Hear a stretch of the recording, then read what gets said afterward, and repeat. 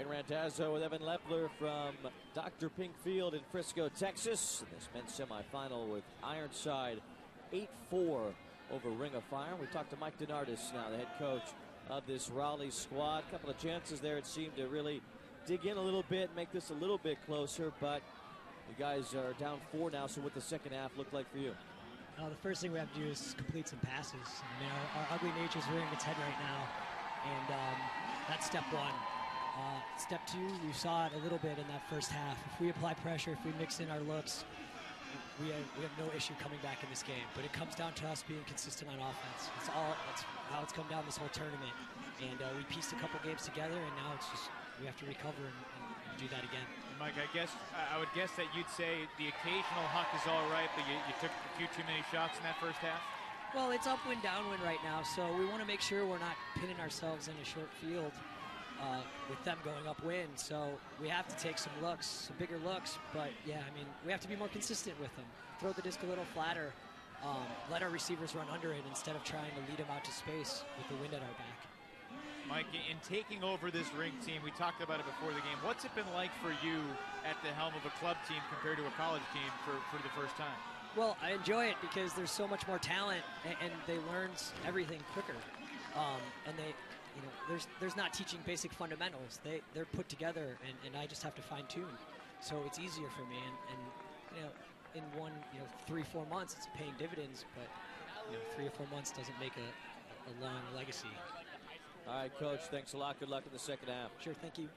Mike DeNardis, the head coach of the Ring of Fire, as they trail 8-4 here at halftime to Ironside. Now look at how we got to this point. The first half, that saw some great plays, certainly. The Stubbs brothers connected on one of the top plays of the day. George Stubbs to John Stubbs, but Boston Ironside very fluid on offense to start. Yeah, both the offensive line for Boston and the defensive line for Boston were fluid.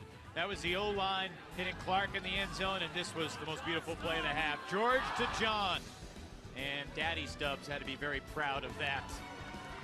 In the end zone again, that was Misha Sidorsky from Stubbs.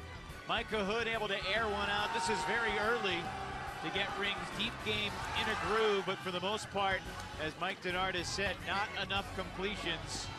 Here is one to the back end of the end zone. But for the most part, it was Boston's suffocating defense and their ability to convert 4 to 5 on break chances to bring Ironside to half up 8-4. That's where we are with Ironside leading 8-4 as Danny Clark's got a couple of goals for Boston. All the others have come from a host of players. Will Neff has one, but the assists mostly from George Stubbs. He has 4 different players with goals and assists for Ring of Fire. Now in the second half, they need to try to find a way to make this thing a little closer. These first few points are going to be big ones. You know, if Boston gets a break out of the half to go up 9-4, 10-4, then it becomes a truly uphill battle. If Ring can make it 8-5, then they're very much in it. We talked about this is an explosive team, and they're very capable of battling back. Now, Boston, to be quite honest, has shown some vulnerabilities as well. I mean, they've really struggled against Johnny Bravo, and the Denver team turned up the intensity. So this game is far from over. First team to 15 wins it. There's 7 players on each side. We're at halftime because Ironside got to 8 first. This could go in any direction. Can't run with it, though. And you have 10 seconds to pass it. A self-officiated game until the observers get involved, and then teams switch ends after each score.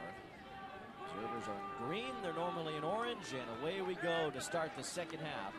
The Ring of Fire able to secure possession first. That's a perfect pull. Ring starts from the front corner of the end zone. Oh my! Let's see if there's a foul called here, as we almost saw Callahan. I don't think it's even being really contested here by Frisco. Looks to me like he's contesting it. I guess now he is. This is a live shot of Frisco and Brian Casey talking about this. Well, see, he got the disc and then he got his back. So is this a foul? The observer says yes. Do you think it was a foul? Seeing it live, I did. Seeing the replay, I think he got the disc first, but you could argue that he infringed upon Casey's vertical space, which he has a right to. And they also don't have the replay capability down on the field. So whatever it looked like live is all they can go on. As Nethercutt forces it back. Nearly poached there, but ring of fire. Approaching the goal line. The stoppage.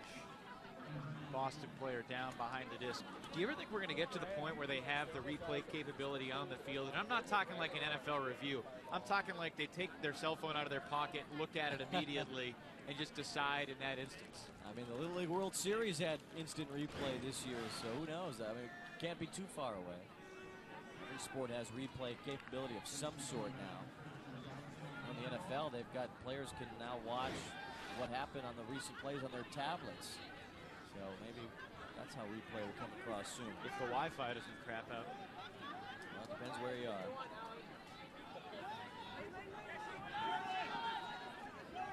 Jonathan Nethercutt. He's not really taking a deep shot in this game. Ring of fire. Tries to approach the goal line. That's Brian Casey. Back to Nethercutt, forcing it up ahead to Casey. Casey going across the field to an open target, but out of bounds as it was too wide. And it looks like this one's going to come back anyway, so Raleigh will. I'm not sure if this is going to come back. It looks like there may be a dispute about when a pick or a foul happened. Because if this was a pick and they threw it away, it's a turnover. When did this contact happen? Looks like no call, and it is going to be Boston's disc, I think. When you're ready. Josh Cooper, the observer, settling the situation over there. 20 seconds. So Ironside will tap it back in. And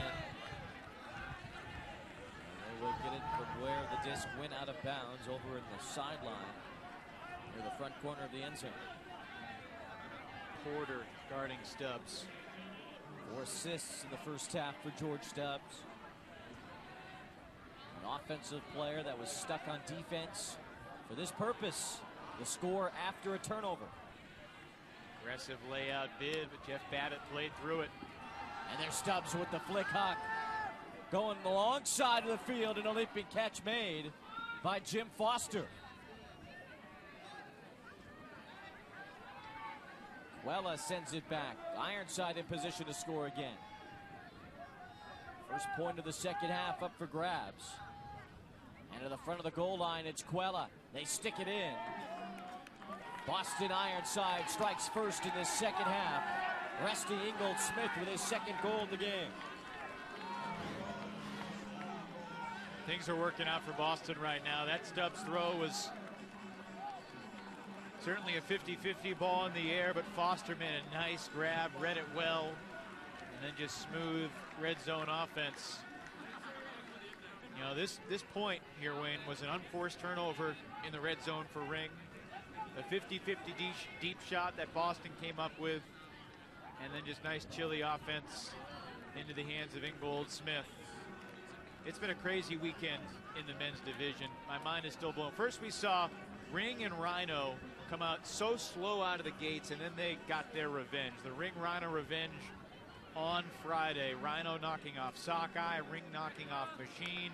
Those were both jarring and mind-blowing upsets, but perhaps the wildest upset of them all was Revolver blowing a 3-0 lead and falling to Toronto Goat. That was nuts. We're going to have a first-time champion with either Boston, Toronto, Denver, or Raleigh, and for the first time since 1987, no San Francisco teams, no Seattle teams, no Santa Barbara teams, no Vancouver teams. That's a long time that those teams have always been in the picture, and they are not this year. And it is mind-blowing. It's down to Boston, Raleigh, Toronto, and Denver. Denver, the far most western team that is in this Final Four. A couple of East Coast teams. Kids from Canada, who we'll see a little bit later. Goat will play Johnny Bravo. Our final broadcast of the day, the second men's semifinal. Nice job by Matt Bode, walking the line on the sideline. Nice. An effort there on defense by Simmons. It's a ring of fire. Nethercutt sticks it up ahead, trying to get on the board in this second half, trying to make it a close game. They're down 5, their biggest deficit yet, but a point there. As Noah Saul spikes it down for Raleigh.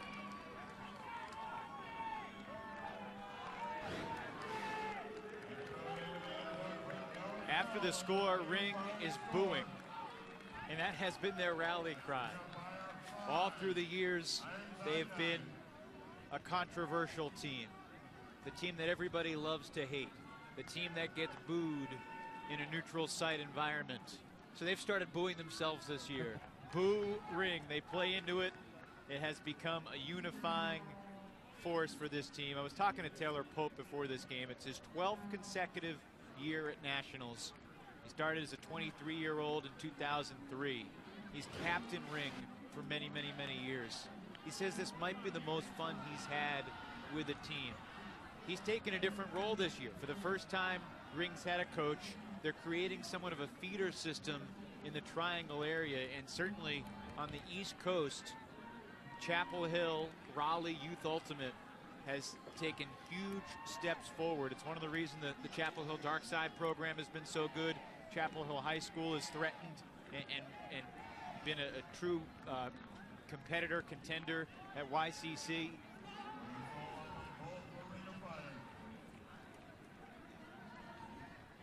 One of the things that Taylor Pope said before the game, regardless of what happens here, you know, this tournament is about continuing to build a structure for the future. And yeah, they're in their 25th year. That's older than most men's clubs that are still active and competitive, but they're thinking about the 50th year. They want to become a perennial power, and this is a team that's still looking, despite the history, for their first national title. Need a big rally in this second half to have a shot for that tomorrow. Ironside leading by 4 with possession. As Jordan Marquette, or Josh Marquette, will put this one into play once they're done debating about the recent foul call.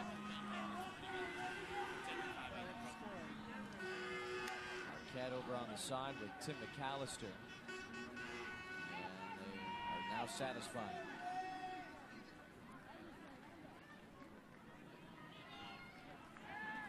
And it goes to Rebels.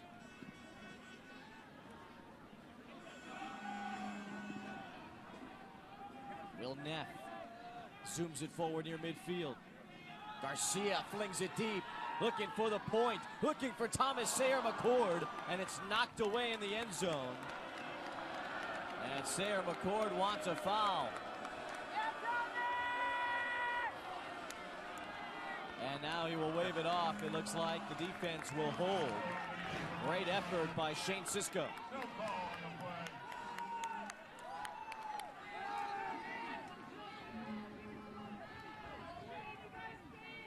Right as Sayer McCord went up to grab it, Cisco knocked it away. And he would have enjoyed to make that catch. Some contact on the hand. There was some contact, more than I thought there was from seeing it live. Yeah. But I think he dropped it before the contact got there. Yeah, that could be too. They just never really secured possession. These are former teammates. Yeah, you're right. It looked like just kind of blipped off his finger. So Ring of Fire gets it back. They scored the last point. Going to get this one to try to draw closer. We are getting to a point in this game where the soft cap could become a part of it. 18 minutes until then.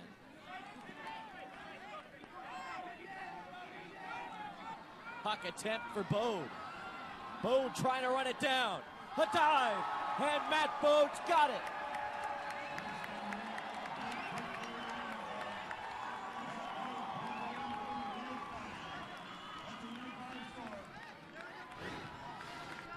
Bode wasn't even really cutting when they released his throw. He just had position, and the angle of the throw curled perfectly into his grasp. The diving clap catch. Tristan Green, big time put. And a big time score for Ring of Fire, now down by 3. They try to battle back in this semifinal. National championship game is tomorrow. Now there's some contesting on Bode's break to the end zone. Marquette seemed to not agree. Now Danny Clark getting involved. And no foul. It's a point for Raleigh.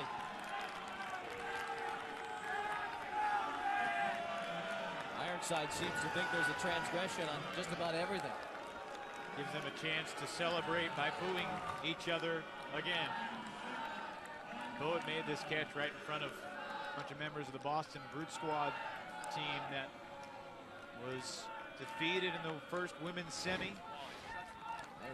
They were ripped apart. Could be a tough day for Boston if Ironside can't hang on here, because Boston wild card, lost a mixed semi, Boston Brute Squad. And Boston the only city with a squad in the semifinals in each of the 3 divisions. Yep, 0 for 2 today. But Ironside trying to make this a positive weekend for Beantown. It's already been a miserable tournament for teams along the West Coast. With the exception of San Francisco Fury, they will have a shot at the women's championship tomorrow.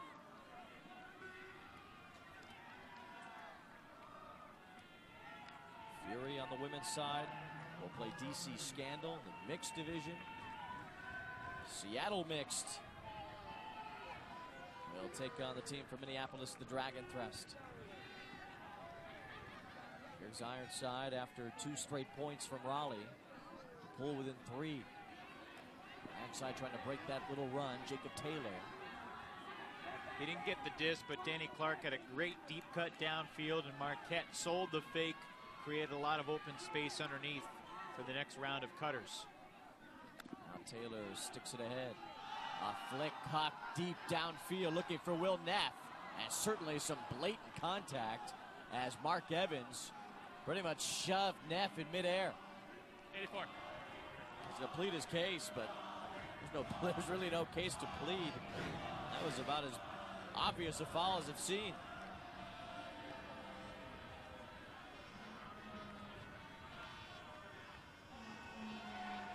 And the observer agrees with you, Wayne. Stay here for now. Wally Kwong said it was indeed a foul. Evans went to the observer.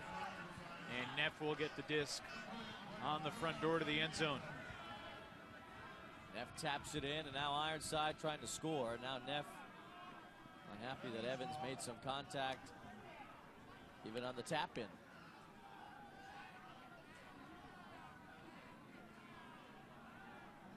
Evans looks a little bewildered, but here we go. Neff against Evans for the point. And they jump it in. The goal counts. And it's Josh Marquette who sends the lead back to 4 for Ironside.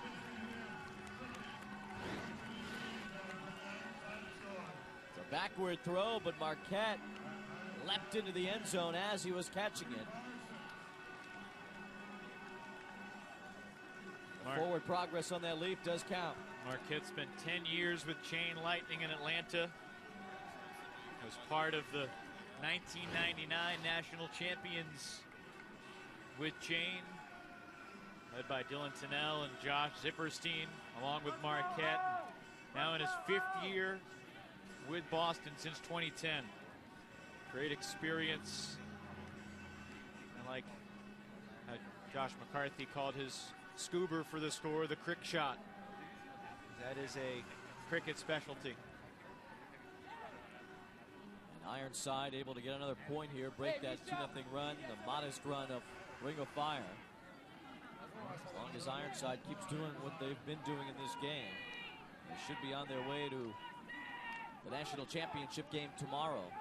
A chance to win their first title. Boston now 9 for 10 in the red zone. 90%. I did that in my head. Very good. That will win every time. As Nethercutt has it here for Ring of Fire. Play has been stopped. John Nethercutt, who had such a great collegiate season, UNC Darkside, he has not performed very well today. Well, he's been rendered something of a non-factor, and I think you got to give credit to Russell Wallach, who's been primarily defending him for much of the game. He's had these flat marks, very wide arms to prevent him from unleashing his trademark hucks. The downfield defenders have also done a nice job as well. Now, you watch how Wallach cut off the angle there. He knew that Nethercutt was going to get the swing, so he made sure he was about 15 yards away from him, but got his arms big and tried to cut off the angles. If he had gone straight to him, it would have opened up the angle for the throw, something that young defenders need to learn. Sometimes it's best, you're not going for the layouts, you're trying to prevent their flow. Try to force the other team to throw it to their third or fourth option. If you go for the layout and you don't get it, then your team's playing 6-on-7 for a couple seconds until you can get up. It's Ben Dieter who's got it now for Ring of Fire. Inside of 11 minutes to go until the soft cap goes on. Right now, game to 15, and Ironside trying to advance to the finals. Ring of Fire needs a big comeback. Nethercutt floats one ahead, and now Brian Casey shoves it into the red zone. Wallach just did the same thing again, backing off Nethercutt, and finally Nethercutt. Oh my goodness, Christian Johnson. That happened once in college nationals too. Christian Johnson right at the base of the goal line. That would have been a score, and he just flat dropped it. Nobody near him. He was wide open. And now Ironside taking a chance deep, and a connection inside the 25, and a timeout called after the catch by Jeff Babbitt. They're arguing about when the stall count's going to come in. It'll be stall 2. That was another beautifully unleashed huck by George Stubbs, who has basically played a perfect game defensively.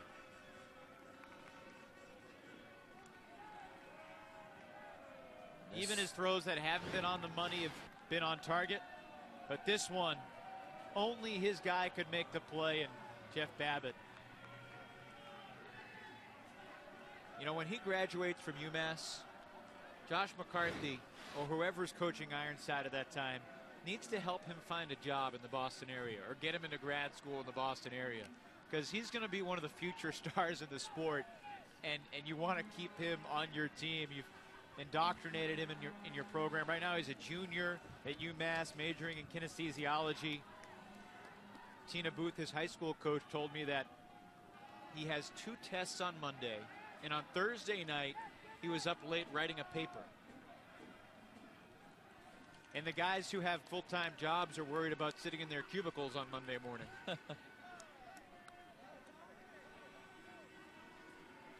Beautiful night it's turned into here at Frisco, Texas, or at Dr. Pink Field. Right on the edge of Toyota Stadium, where FC Dallas of MLS plays their home games. Great facility here. It's been a great host the last couple of years now for USA Ultimate at the National Championships. Stubbs again saves the day with a stall count rising, gets open on Nethercutt. Ironside trying to force it in again. Alex Simmons thought about the hammer. Now play stopped for the moment. So far in this game, Boston has only turned it over 6 times.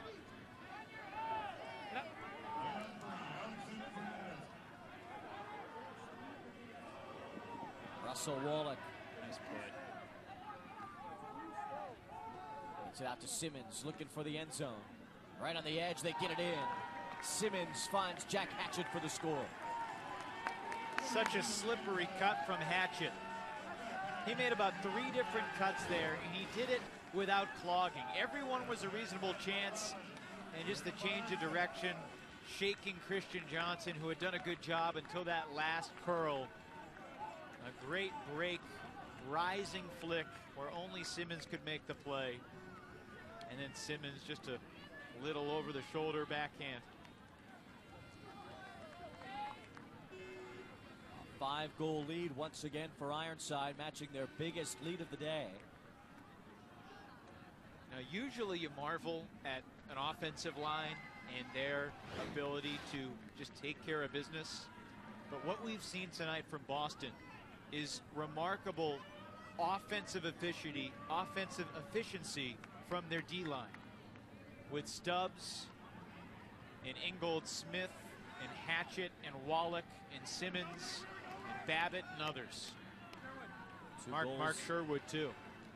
2 goals today for Hatchett, who once played for Eastern Motors. They do all those fun commercials.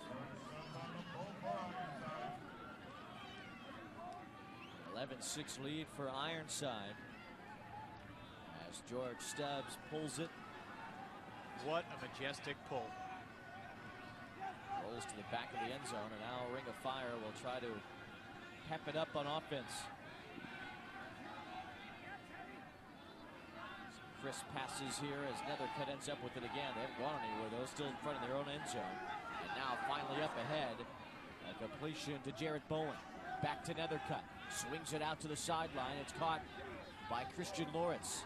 And that one taken away, for the moment at least, intended for Bowen, as it was broken up by Jamie Quella. And the foul looks like will stand. Well, they're going to discuss it. Seeing the replay, it looks like Bowen had the rotation stopped, and it will be a foul upheld by observer Josh Cooper.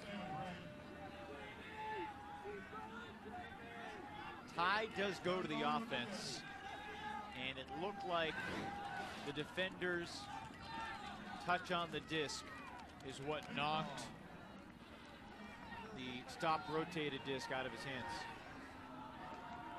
Coming up to 5 minutes before the soft cap.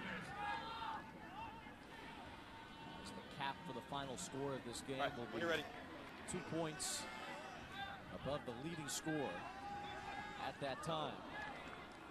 That one ends up being a wild throw intended for Bode.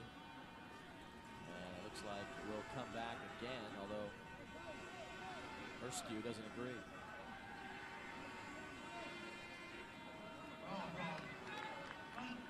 Matt Bode will put it in after that foul.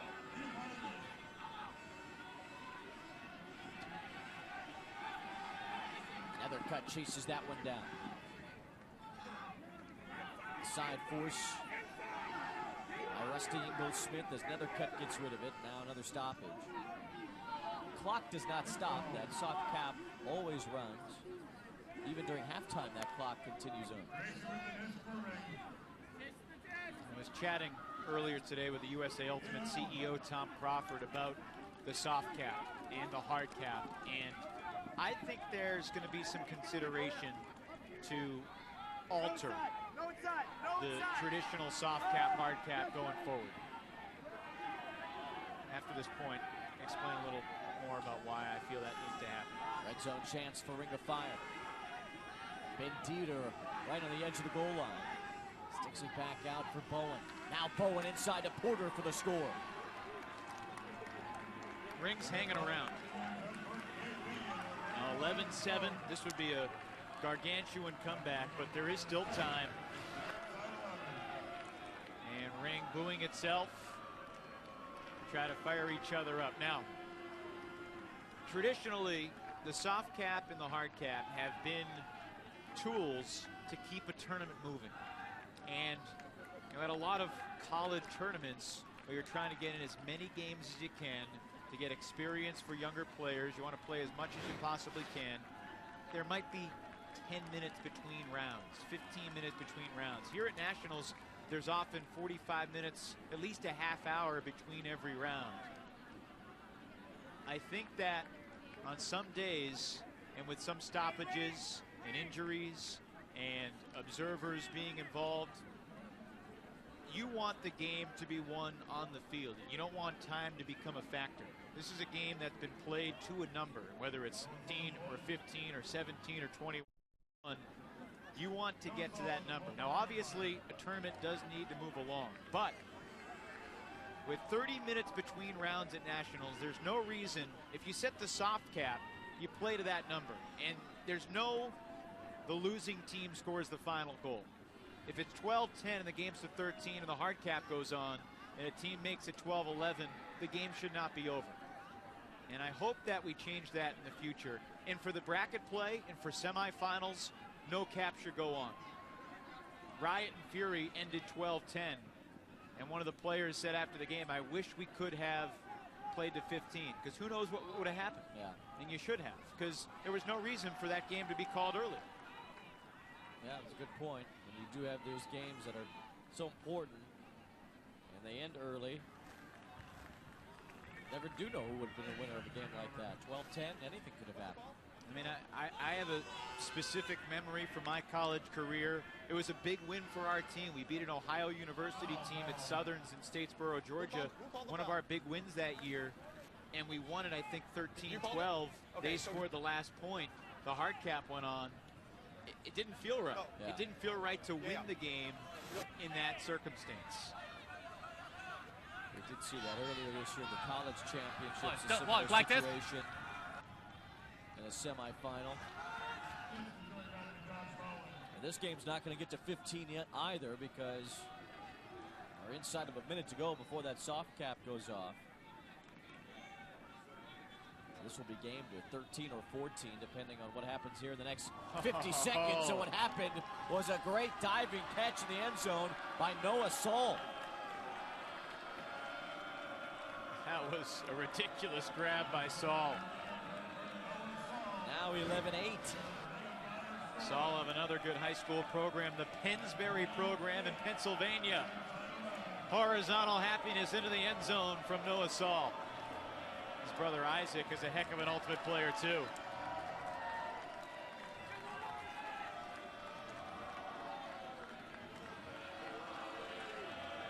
One-handed grab and a dive in the end zone right along the sideline. A beauty from Noah Saul. As the soft cap horn blows here in Frisco. They have to play through this next point. Correct. And then add 2 points to the leading score. So that could be 12 at that point for Boston, or it could be 11. So it's game at 13 or 14, we'll see. And now the 20-minute clock begins to run toward the hard cap. Either way, after this point, Boston's going to need 2 more to win. Hands up. But obviously, there's a huge difference between a 2-score game and a 4-score game when that cap is officially put on. That could be 12-8 or it could be 11-9. The Fire needs a point. Marquette on the base of the end zone. Zooms it ahead. Now Boston Ironside trying to move their offense. Goes back to Garcia. Up along the sideline. Capinos fires it deep. Looking for an opening, and nobody's home. So Raleigh with a chance on this point to pull within 2 and cap this game to 13. You know, there has been a tremendous atmosphere here at Dr. Pink Stadium here in the second half. Part of it is probably the free dinner that the players who have been eliminated have been offered. Looked like some good barbecue, too. Can we get some of that up here? Yeah, 2 plates would be excellent. But there's a tremendous rowdy environment. Ring looking for the big shot. Looked like it was deflected as it sails toward the sideline. A great catch, but out of bounds. Now, on that rule, as Dan Cantor makes that catch, if he's pushed out, is he considered out of bounds? If he's pushed out via a foul, this could be a catch. They have to determine if he was going to come down inbounds or not after that push from Garcia. This is observer's judgment. He almost got that foot down anyway. You know, this is almost I think this is a good call. Unless, if we can scroll back, unless Taylor Pope was the guy that knocked the Boston defender into him. It looks like they will talk about this one along the sideline. I haven't seen a ruling yet. Ring will have the disc. So the catch will count for Dan Cantor. Going up on a sideline jump. Knocked out of bounds by Garcia. A big opportunity for Ring of Fire to make this one awfully interesting. They were down by as many as 5. And a goal here makes it a brand new game.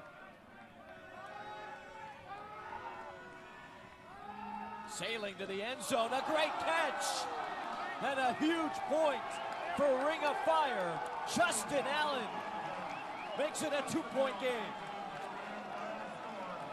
One of the most explosive young athletes in the game.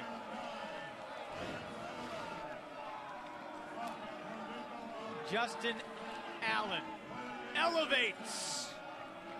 And the one-handed grab, an SC Top 10 nominee. Holy cow. What a great catch by Justin Allen, and it comes at a massive time for Ring of Fire. The soft cap is up. The game will go to 13. And Raleigh's within just 2. And he doesn't need any rest. After that break, he's going to stay out there with the D-line.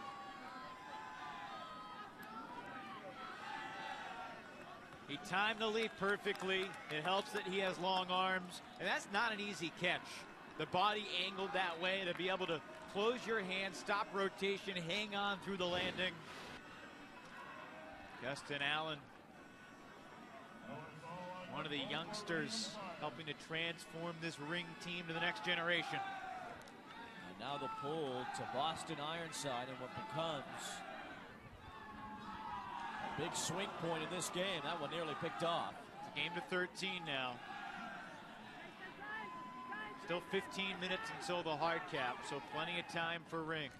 That was a huge point, though. If it was 12-8 game to 14, there might not have been plenty of time to overcome the 4-point gap. This game will be decided at 13. Soft cap is off. Ironside 2 points away from a trip to the national championship. Ring of Fire with a big run here in the second half. As they try to draw a little closer, down 9-4 at one point. With a 5-2 run since then for Ring of Fire. Into Taylor. Ironside would love to soak up some of this clock if they can. Get it down toward the hard cap. You know, rationally, logically, you're absolutely right. From my experience, ultimate players are never really thinking about that.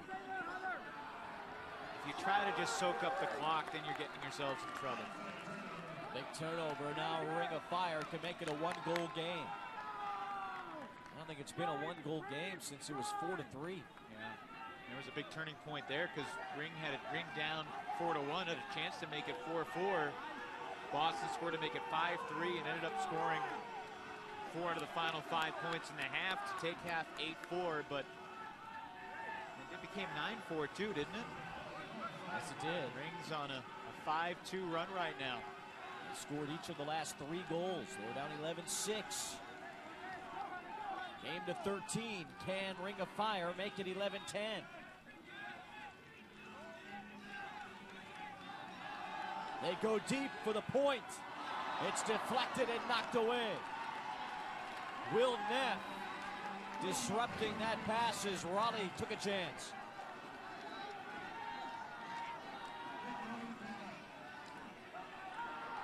And now Ironside going deep for Neff. Trying to track it down. He cannot. It goes right back to Ring of Fire.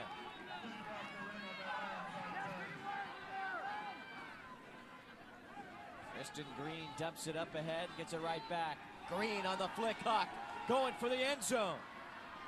And stolen away by Jacob Taylor. Taylor went after that like it was intended for him. What a point this has been, but he rushed the throw. Hucking back and forth. This is just tremendous entertainment, but neither team can deliver. And goes back to Ring of Fire, still with a chance to pull within one. And it looks like they've called a timeout, which only stops play, does not stop the clock. The fans, you hear them getting pretty into it. In this national semifinal, first of two on the men's side tonight. As the winners play each other for the national championship tomorrow. At least we know who's got the Venezuela.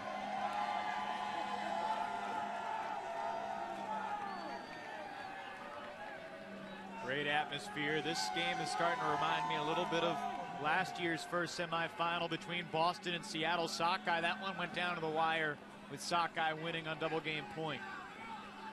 Sockeye knocked out of this tournament as there was some contact there.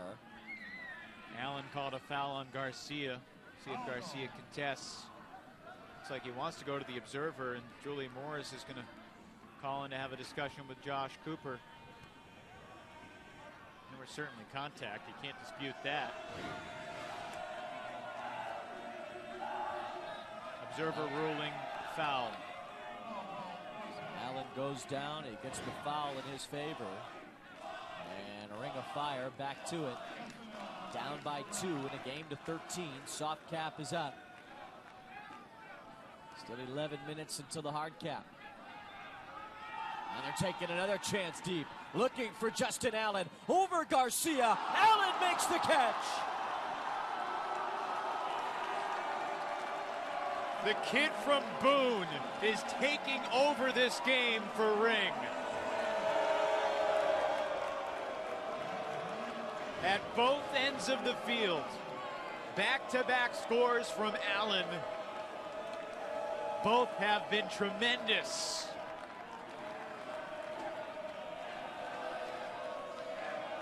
Ryan Garcia, 31 years old, going against the youngster who's just 23. Garcia's been a great player, a champion in this game before. Allen still searching for the Holy Grail, though he got a gold medal with the U23 team in Toronto. And a kick spike in your face, Brian Garcia.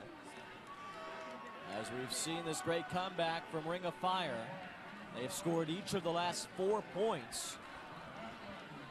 Great game for Noah Saul, couple of goals, couple of assists. George Stubbs had 3 assists in the first half, but none in the second. Ironside limited to just 3 goals in the second half. It is fun watching Justin Allen become a star, and we're seeing it before our eyes. He's been more well-known since he by hand top 5, but I think there still was a question. Who is this kid? Now, he never played at college nationals. Late in his college career, his team didn't even make it to regionals. And yet, on the biggest stage, under the lights, in prime time, against a perennial semifinals participant in Boston, Justin Allen has delivered the goods. And he's brought Raleigh's Ring of Fire back within 1. And George Stubbs is playing offense here. A late game switch from Josh McCarthy. Rusty Ingold Smith, normally a D-line guy, playing offense well. So is Jeff Babbitt, Mark Sherwood. It's basically the D-line. John Stubbs out there too. They're looking deep for Babbitt, 1-on-2. And Babbitt goes down, and that one is taken away. Will there be a foul? That's the only question. Doesn't look like it. So Ring of Fire gets possession with a chance to tie. Down by as many as 5. They've scored the last 4 goals.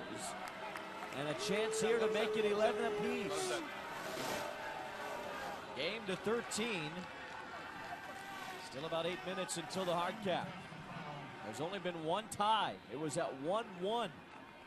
It's been all Ironside up until this point. And Ring of Fire finished the comeback. Taylor Pope. Swings it across the field, a dangerous throw, but he finds his target. Now along the sideline, complete at midfield. Back up the sideline again, looking for the tie. Can Raleigh finish the comeback right here? They can't. Too long for Dan Cantor in the end zone. Needed just a little bit more float on this backhand. It became a little too blady.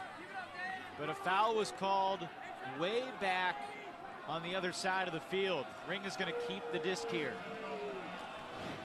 For as far back as that disc is going, when was the foul called? Seems like it was 2 or 3 throws ago. A while ago. How does that hold up so many throws later? That probably wouldn't have been a score, but you know, the observers don't have whistles. There was a continuation, but it stays Raleigh's disc because of the continuation.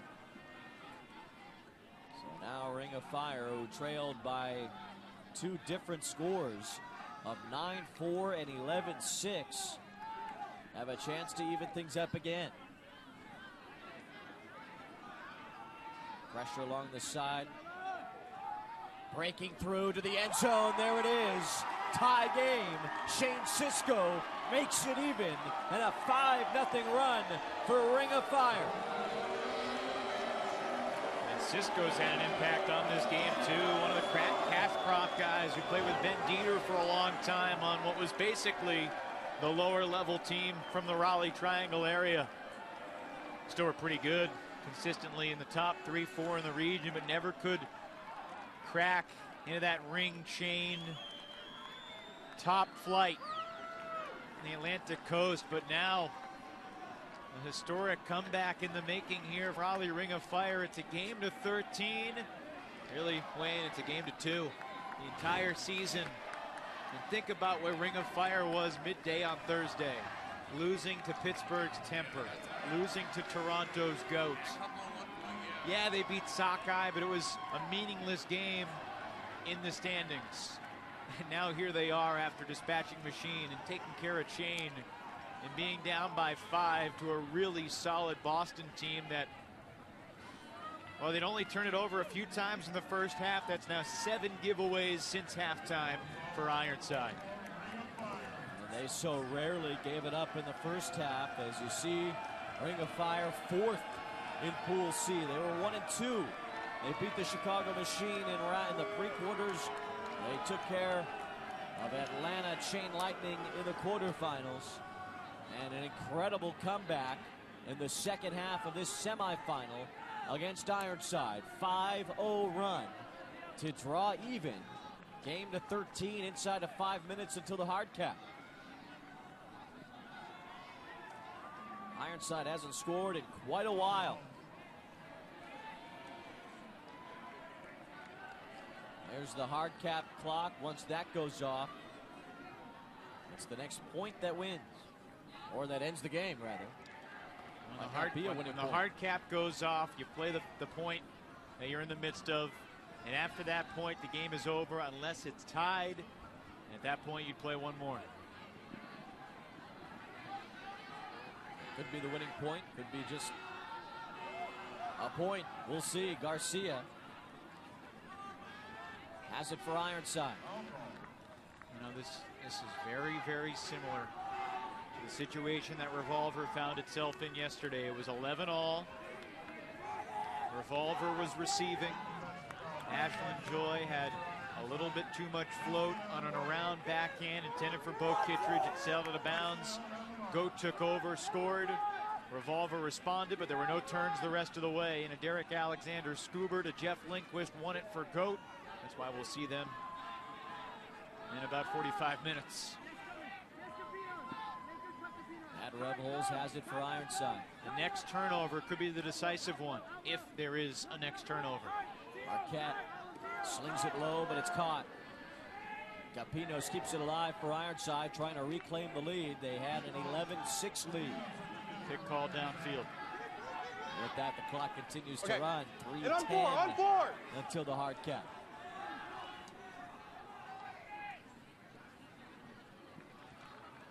Oh, the disc was tipped. Looks like a foul will be called. They'll bring it back. Hey, let him set. Yeah.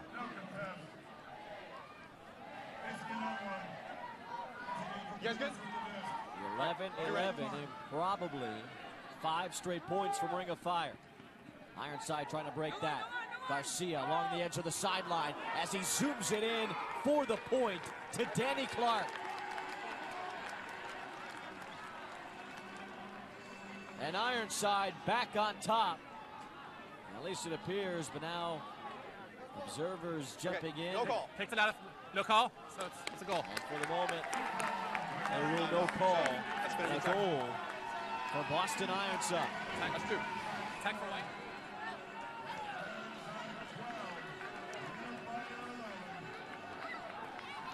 Just jamming it up the line, that little IO flick.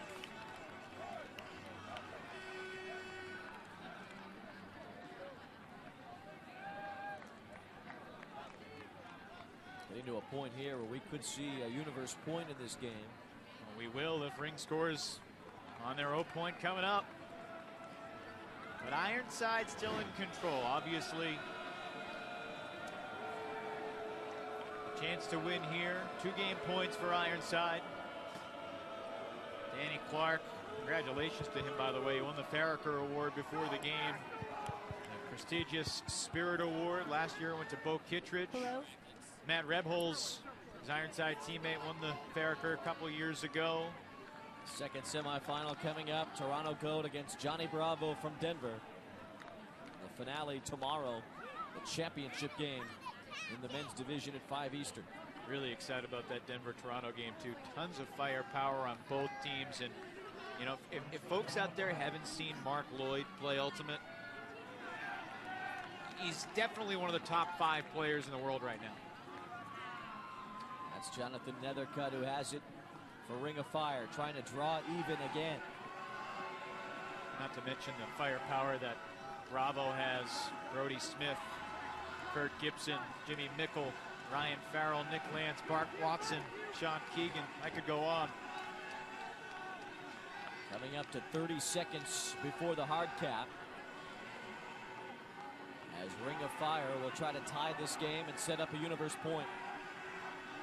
Jonathan Nethercutt.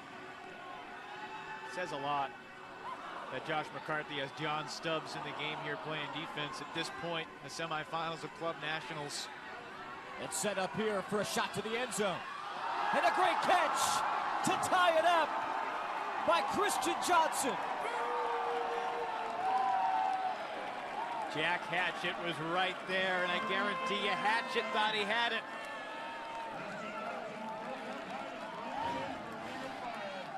We saw Johnson drop one on the edge of the goal line earlier, this time over Hatchett. And the one-hand stick to make it 12-12. Johnson puts Hatchett on a poster. Johnson's made a lot of catches like this. Perhaps none in a bigger spot. And we have got 1 point here in Frisco for a berth in the championship game tomorrow. When you're at this point, universe point, and you're playing defense like Ring of Fire is about to be, what's that pressure like when you know you have to make a stop and get the disc back with a chance to win? To be honest, I think the most pressures in the offense in this situation. You know, you put your top 7 out there, and we'll see exactly who Boston throws out on this line. Josh Marquette, Danny Clark, Alex Kapinos, Brandon Malachek, George Stubbs, Will Neff, and Brian Garcia is the universe point O-line for Boston. Meanwhile, Ring has gotten the crowd on its side by encouraging the boos. What a spectacle this has become, and we'll see who Ring throws out there. Looks like Matt Bode, Tristan Green, Justin Allen, Jonathan Nethercutt.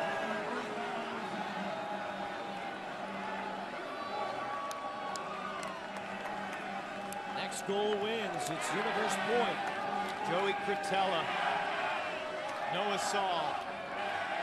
A lot of dark side flavor on this line.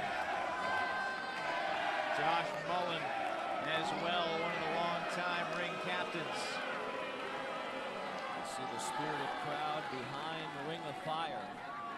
A 6-1 run to set up a universe point. They were down 11-6, matching their largest deficit of the game, which initially was 9-4. How will Boston handle the pressure of this offensive line point? That's the big story as it begins.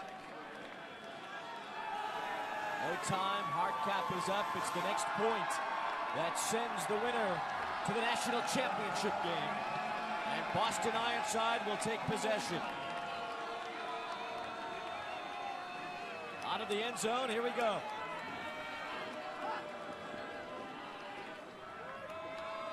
If I'm Boston, I want George Stubbs to touch the disc on this point as much as possible. Swing it out to the near side. They're going deep. Looking for Danny Clark, looking for the win. It's knocked away. There was a call. Will the foul stick? If it does, Ironside will have it on the goal line. A bump right there, another shove. Certainly some contact, but at the point where the disc is up, just a lot of traffic. All right, so the foul call, do you want me to rule or choose contest? Either of you come to me. All right, there's a foul call. Earlier, it was a foul. What do you think, Evan? There was certainly contact. Check it here and then walk back once everyone's ready here. Impacted Clark's ability to go up for the disc. He may have fouled him before the disc arrived, but I agree with the call. If I was Matt Boat, I would have contested it and forced Clark to go to the observer. Try to send it back. Now Boston on the brink. Oh, my goodness! Intercepted by Tristan Green. Holy cow. You've got to be kidding me.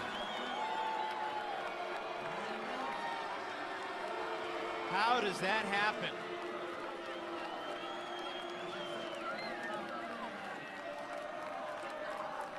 Clark looking for Garcia. Well, there's a saying, Wayne. There's a saying that the disc never lies. So perhaps it wasn't a foul. Perhaps that's not how the game was meant to be decided. Evidently not. And Ring of Fire, who has never led in this game, has a chance to pull off the incredible comeback and upset their way into the national championship game tomorrow.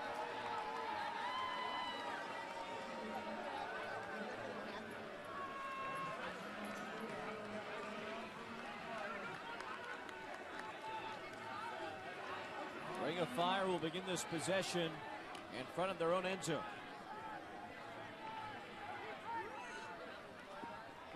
Great catch there on the sideline by Bode to keep the possession. It was 11-6 Ironside. It is now 12-12 in front of Universe Point. And after an improbable turnover right in front of the end zone, Ring of Fire has a chance to not only lead for the first time tonight, Josh, what was the call? but win. Looking at some matchups down the field. Garcia is guarding Saul. Will Neff is chasing Matt Bode. George Stubbs is on Justin Allen. Ring of Fire shoots it up near midfield. Moving quickly toward the goal. A goal that could put them in the championship game. Nethercutt able to keep it alive with Cricket tight on him. That's Josh Mullen with the disc for Ring of Fire. When you're ready.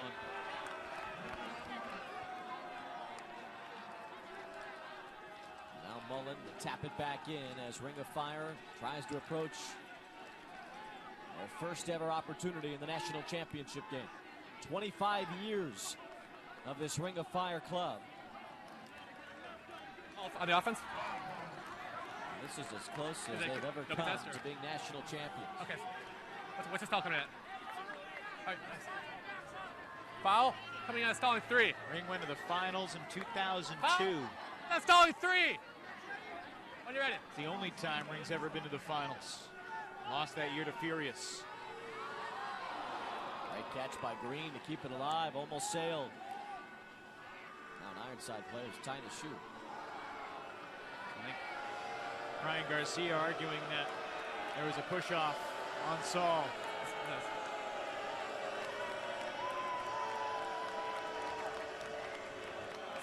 And the rule that the disc will go back to Tristan Green. Yes. Yes, down 4. And on the right side of your screen, you can see the push-off pretty clearly.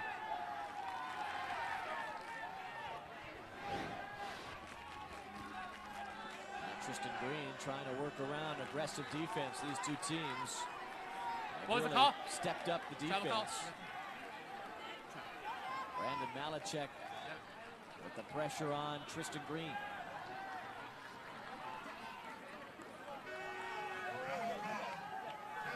At no point has Ring of Fire been in front. If they get in front here, it's over. Malachek all over Green. He lets it rip. Going for the point to win it. It's knocked away, out of bounds. Foul call. Call on the play. Call on the play. Capinos. There might be a foul. Looked like Hey, guys, back Capinos me got there first. 13, back me over, please. It's a gutsy put. Okay. Hang on. Capinos in front. There's I understand. no contact there until the Let's try very to help. end. Back to play. This has got to be Boston's disc.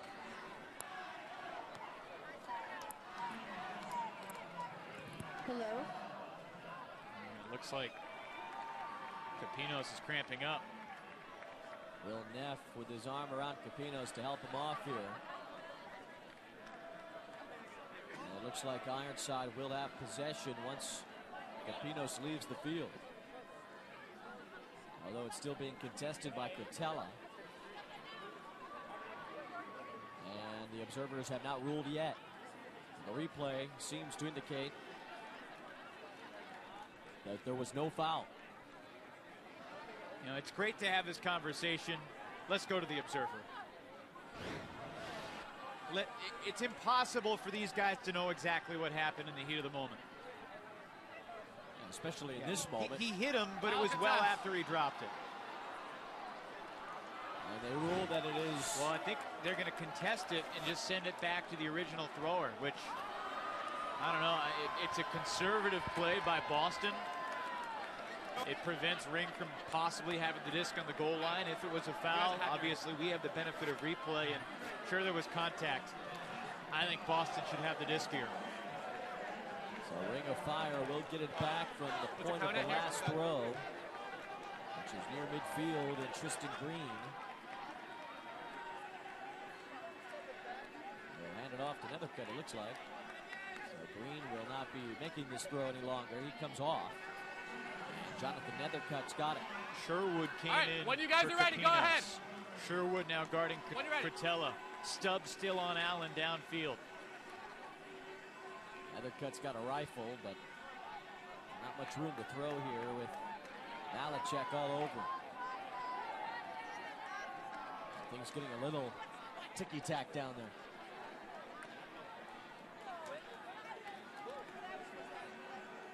The violation. We're here I'm on okay one. with this game lasting as long as it wants to last. Now, once somebody scores the 13th point, All right, when you're ready. it's game over. And Nethercutt tosses it deep. It hangs for a long time, and it is not caught. No call. A great effort by Cretella. And Sherwood showing the experience, using the body. He controls position, a safe box out. It was right in the hand. Just coming onto the field after the substitution. Remember, this is an Ironside 0 point. Now each team has turned it once. Universe point back to Ironside. Garcia. And some contact there from behind as Nethercutt came slamming in. Although it appeared the disc was already past the intended target. Now there was contact before that even. This is going to be interesting. I agree with your initial thought. It looked like that throw was too far ahead of Josh Marquette. And he certainly took a lick. There was contact, it seemed, before the big hit. See if the observers talk about it, what they have to say. You know, Marquette's probably saying, look, I was going to lay out, and you have no opinion telling me that I can't make that play. I wouldn't tell him he couldn't make it. Big turn of events here if he was ruled to not being able to make the catch.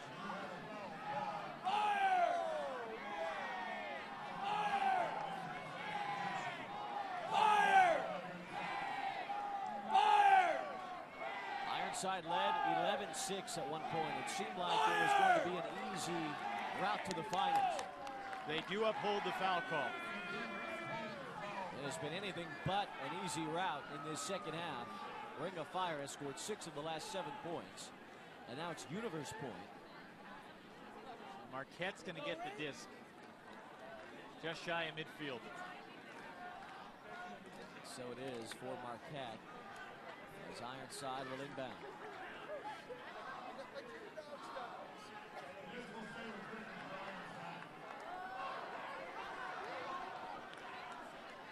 You know, all things considered, they're in pretty good spirit on this point by both teams. Reactions have been relatively tempered in the most intense of circumstances. Ryan Garcia gets it. Slings it forward. A completion for Garcia. Now George Stubbs sends it back. Thought about a deep shot to Clark, thought better of it. Marquette trying to make a zig and then a zag. They give it to Garcia on the short route instead. This one finding Mark Sherwood.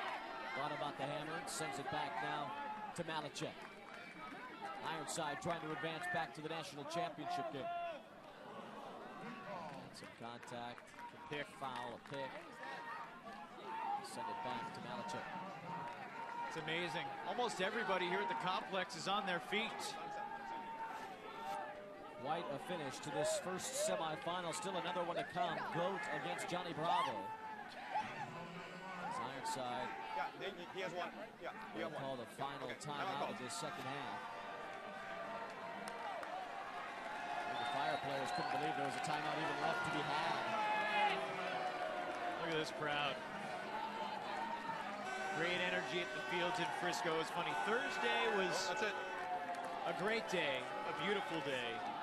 Turned windy in the afternoon, but nothing was like Friday. The intensity really ramped up when elimination play began, and it has carried over into the semis.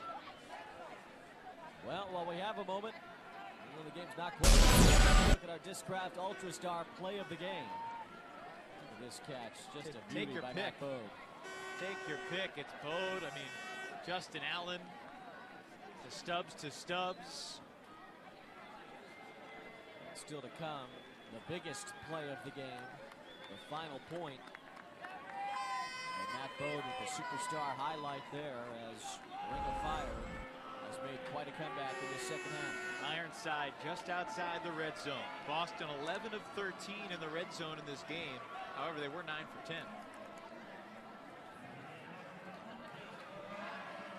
Things have certainly changed in the back end of this second half.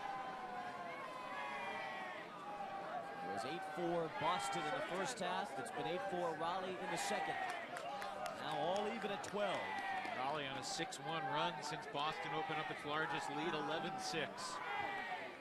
Ironside can still close it out and move into the finals. Doesn't have to be easy as long as you get the win. Marquette. Pressure defense from Noah Saul. And a drop. But did Nethercutt foul Malachek? All right. Nethercutt seems hurt. Take it easy. Yeah, I got that.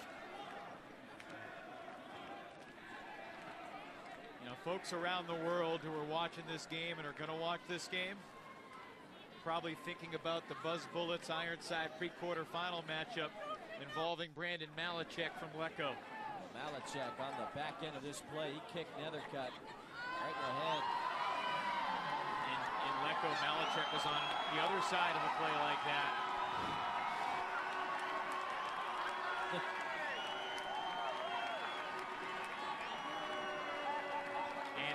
Observers in Lecco. And one of the great Ultimate games I've ever seen. Buzz Bullets ended up winning that game. I hope Nethercut's okay here. Nethercut was kicked in the head. And he is still down, as you can see. It was when Malachek stepped over him on that layout attempt.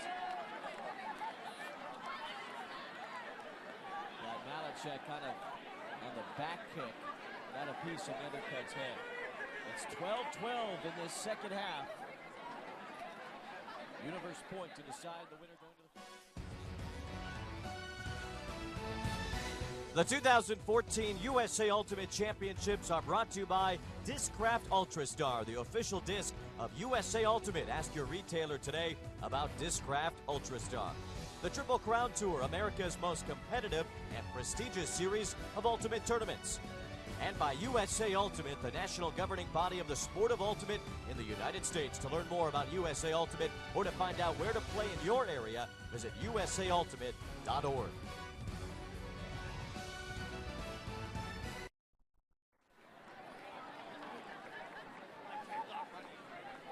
Alex Capino is still shaken up from earlier this point. Right now is Jonathan Nethercut. Slow to get up for ring. Boston still has the disc, I think. Although we haven't seen an official ruling from the observers here. It looked like Malachek had the disc stripped from his possession by Nethercut. And if the observers saw what I saw, it'll stay with Brandon Malachek. But talk about coming full circle for Boston. Now, Malachek, I was not in Lecco, but I saw the video and I saw the still shot. It looked like there was a foul here. It will stand. Tristan Green is back in to put the pressure on Malachek after Nethercut was injured. Next point wins it. Ironside led by as many as 5. The Ring of Fire has come back to tie it.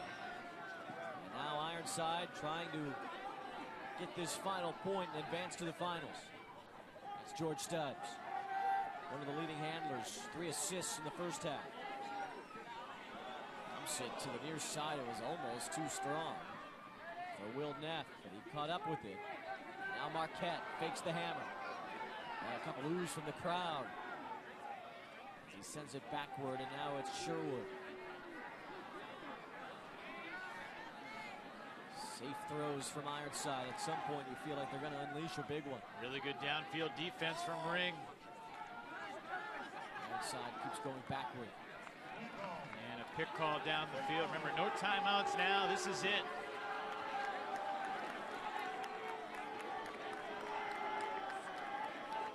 In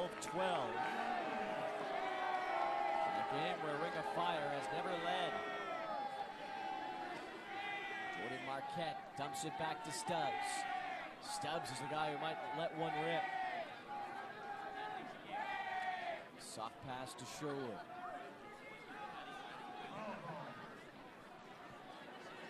Another foul away from the disc. Not only has it been Universe point for quite some time, we've seen quite a few stoppages, whether it be fouls, picks, or even injuries. The suspense is remarkable, though. Everybody here still on their feet, knowing that the next catch in the end zone sends one team to the finals. The other season is over in heartbreaking fashion. Regardless of who loses this game, it's a heartbreaker right now because both teams have had chances here on Universe.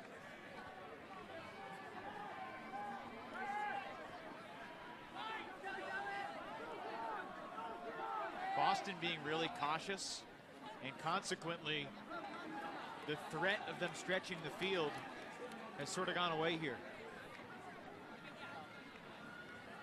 And Bird with the defense. What do you guys want to do? You guys want to send me? Another chance. All right, yeah. So you are outside the 10 feet, right? So you're coming in 1. Wally! Got a foul. Yeah, on one. National semifinal, Ironside has never been a national champion. They've been to the championship game, though, quite a few times. Raleigh's only been there once. They've never won either. Nice put. They dump it into the red zone. Going for the score, and it's taken away. Intercepted by Shane Cisco. Big mistake by Cricket, and he knows it. The third turnover on double game point. Neff could not reach it, and the throw is well behind him. We've seen some excellent defense on Universe Point for Ring of Fire. They've limited Boston to just one of the last 7 scores. Noah Saul, he's had a good game. Gets it back from Mullen. We have really seen a lot of fouls this Your level. Universe Point. If Boston is able to get a score, get a turn, and then finally win this, there's going to be a remarkable exhale. If Ring is able to put this in and complete the comeback from 11-6 down, they are going to stampede onto the field as euphoric as any Ultimate Team has ever been to win a semi. Once again, the observers getting involved. National championship is tomorrow, 5 Eastern. Winner of this game against the winner of the Toronto GOAT Denver Johnny Bravo matchup, which is still to come. It's supposed to be 17 minutes from now. I'm going to have to push it back a few minutes if this game doesn't end.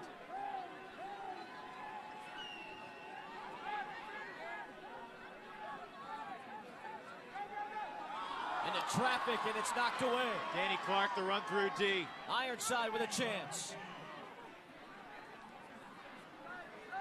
They force it in, it's dropped, and then caught for the win. Danny Clark off the deflection, and Ironside advances to the finals. You have got to be kidding me.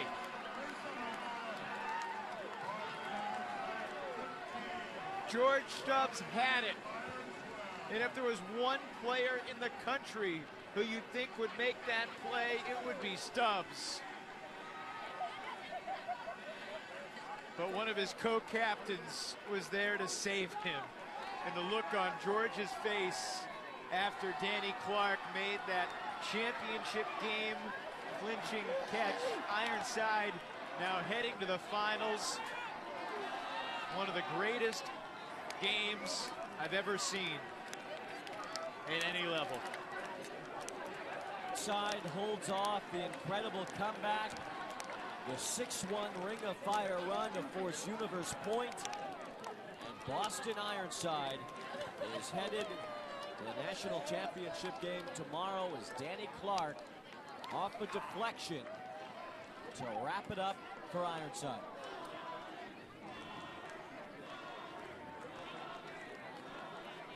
What a finish, what a game. For Danny Clark, just before the game, he found out he won the Farrakher Award. And it was his run through D and then his catch off the deflection that won it. A very unorthodox set of bookends for Danny Clark to advance Ironside back into the championship game here at Nationals. They will play either Toronto GOAT or Denver Johnny Bravo tomorrow. That will still be decided later tonight, as Danny Clark gets the game winner for Ironside. Just an incredible way to end that marathon. Universe Point, after the two teams traded blows, turnovers, fouls.